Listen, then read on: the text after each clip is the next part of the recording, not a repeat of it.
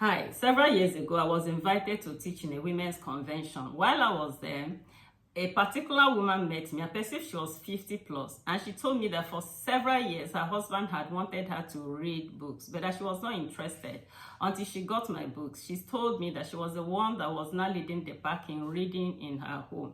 Now, this proves the saying of J.K. Rowling that if you see a person who is not reading, it's simply somebody who has not seen the right kind of books. Hi, I'm Gozi Okure. Welcome to my YouTube channel. In this channel, we discuss books and how to leverage reading for success in life. Please subscribe to my channel. You will love what we do here. Thank you. In today's video, we will be discussing how to develop a reading habit at 50 plus. Is it possible to develop a reading habit at 50 plus? Is very possible. I just talked about a woman who started reading at 50 plus, right? So it is very possible. You could be the next story, the next success story when it comes to reading at 50 plus. Now, before we go to outline the practical steps that you need to take in order to begin to develop a reading habit, the first thing we need to do is to outline the various benefits you stand to gain from reading at 50 plus, right? When people perceive the benefits that are in any action, they will be better able to take that action. Now, the very first benefit you will get from reading or developing a reading habit at 50 plus is that it helps to nurture your mental health. You see, at 50 plus, some people are nearing retirement, or some people are outrightly retired already. So they have a lot of time in their hands, okay? So reading offers them a very valuable exercise to get their minds engaged, to get their mental health healthy. Okay, so that is one beautiful thing you need to gain from reading at 50 plus. Then the next thing is your cognitive health.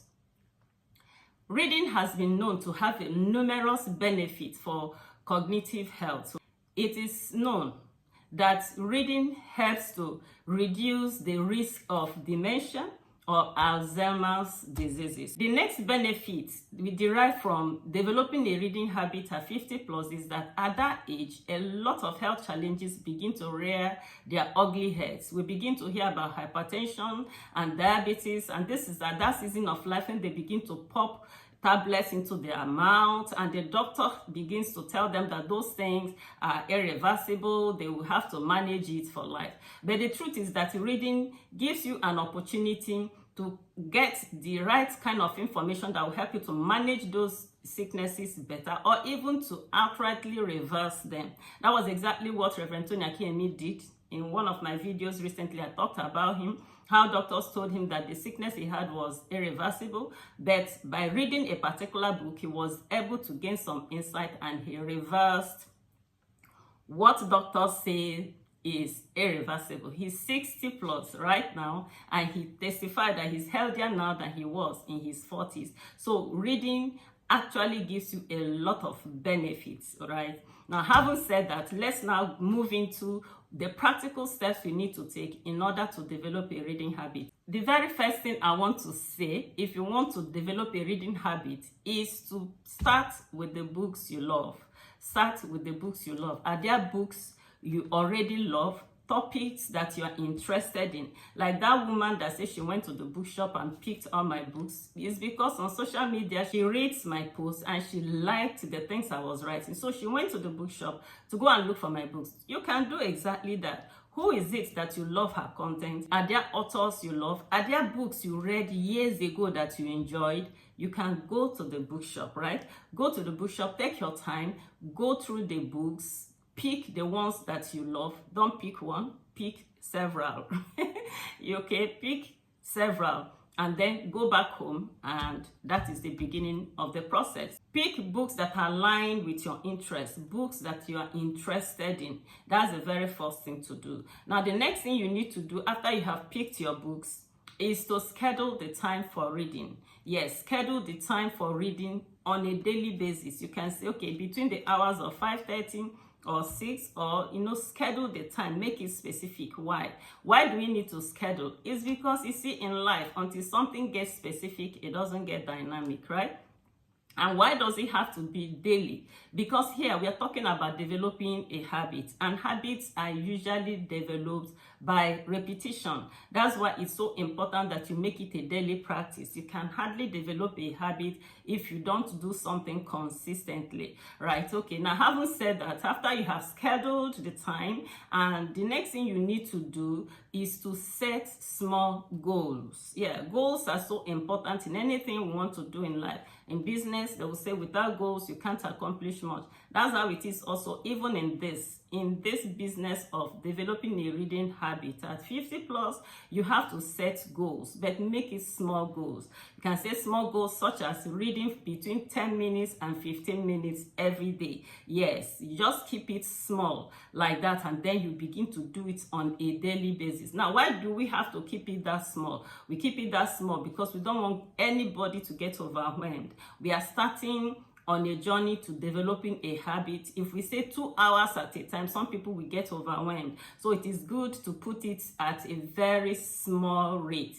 10 minutes to 15 minutes every day you read, then close the book, go ahead and do some other things, okay? Now, some people say that instead of saying 10 to 15 minutes a day, you can say read 2 pages, not 2 chapters, 2 pages of the book, okay? So whichever one suits you, do that, whether to read for 10 to 15 minutes or to read 2 pages of the book, but make sure that you read on a consistent basis.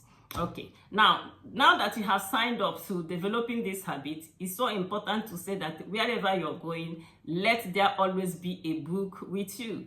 Let there always be a book with you on the go. If you're a lady, stuck it into your handbag. You're a man, put it in your briefcase or at the back of your car or wherever you're back, just carry a book. So that if you happen to be held on traffic, instead of looking around and looking at people or scrolling the phone, you just read. Or you have an appointment, instead of keeping you or waiting for somebody for 20 minutes, you can use it to read something. So always carry a book with you.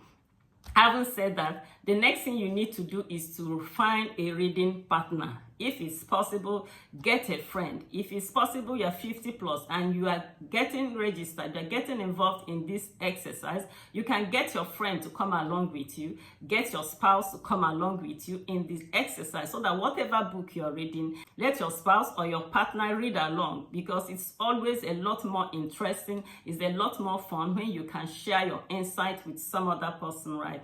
Okay, so when you read, you get your insight, you share with the person. But if it's not possible for you to get somebody in your immediate environment, no problem. You can go online and check a couple of book clubs, and anyone that inspires you, anyone that you seem to appreciate, you go ahead and get registered with them. It's a lot better, right? When you are with like-minded people who love books and who discuss books, it will help to fuel your desire and your resolve, okay, to continue reading your book. Now, if you're able to do this consistently, you're able to read on a daily basis consistently for a couple of months, you will discover that you will no longer struggle to read. It will become habitual. You know, habit, man is a creature of habit, and whatsoever we do consistently becomes habitual. So you will discover that you have become a reader, and congratulations if you have become a reader. That's one thing, one common denominator among all successful people in the world.